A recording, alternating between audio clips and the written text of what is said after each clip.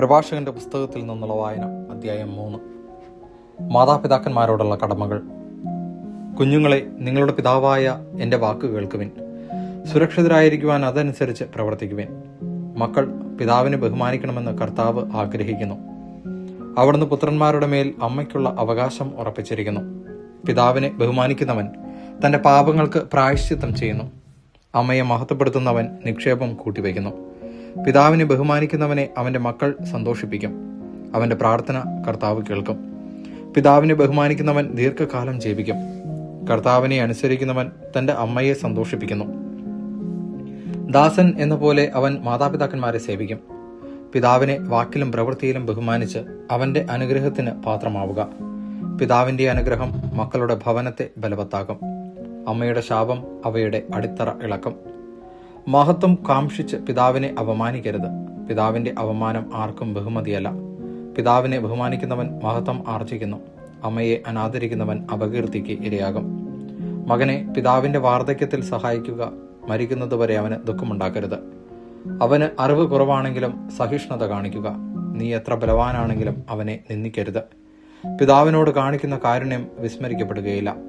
പാപങ്ങളുടെ കടം വീടുന്നതിന് അത് ഉപകരിക്കും. കഷ്ടതയുടെ ദിനത്തിൽ അത് നിനക്ക് കാരുണ്യത്തിനായി ഭവിക്കും.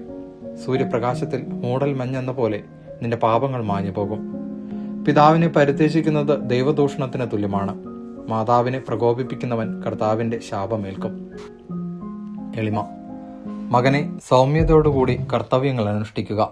ദൈവത്തിന് അഭിമതരായവർ നിന്നെ സ്നേഹിക്കും. നീ എത്ര ഉന്നതനാണോ അത്രമാത്രം വിനീതനാവുക. അപ്പോൾ കർത്താവിന്റെ കൃപയ്ക്ക് നീ പാത്രമാകും. കർത്താവിന്റെ ശക്തി വലുതാണ്. വിനീതർ അവിടുത്തെ മഹത്വപ്പെടുത്തുന്നു. അതികഠിനമെന്ന് തോന്നുന്നത് അന്വേഷിക്കേണ്ട. ദുഷ്കരമായത് പരീക്ഷിക്കുകയും വേണ്ട.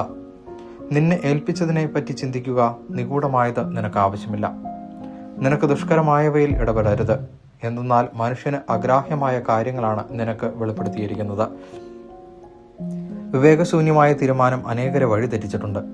അബദ്ധ അഭിപ്രായം ചിന്താക്കുഴപ്പമുണ്ടാക്കിയിട്ടുണ്ട്. അഹങ്കാരം. നിർബന്ധ ബുദ്ധി നാശത്തിലൊടുങ്ങും. സാഹസബുദ്ധി അപകടത്തിൽ ചാടും. ദുശാഠ്യമുള്ള മനസ്സ് കഷ്ടതകൾക്ക് അടിപ്പെടും. പാപി പാപം കുന്നുകൂട്ടും. അഹങ്കാരിയുടെ കഷ്ടതകൾക്ക് പ്രതിവിധിയില്ല. എന്തെന്നാൽ ദുഷ്ടത അവനിൽ വേരുറച്ച് വളരുന്നു. ബുദ്ധിമാനായ മനുഷ്യൻ പഴമൊഴിയുടെ പൊരുൾ ഗ്രഹിക്കുന്നു. വിജ്ഞാനം ശ്രദ്ധിക്കുന്ന ചെവിയാണ് ബുദ്ധിമാൻ അഭിലഷിക്കുന്നത്. ദാനധർമ്മം. ജലം ജ്വലിക്കുന്ന അഗ്നിയെ കെടുത്തുന്നത് പോലെ ദാനധർമ്മം പാപത്തിന് പരിഹാരമാണ്. നന്മയ്ക്ക് പകരം നന്മ ചെയ്യുന്നവൻ സ്വന്തം ഭാവി ഉറപ്പിക്കുന്നു. വീഴ്ചയുണ്ടാകുമ്പോൾ അവന് സഹായം ലഭിക്കും. ദൈവവചനമാണ് നാം കേട്ടത്.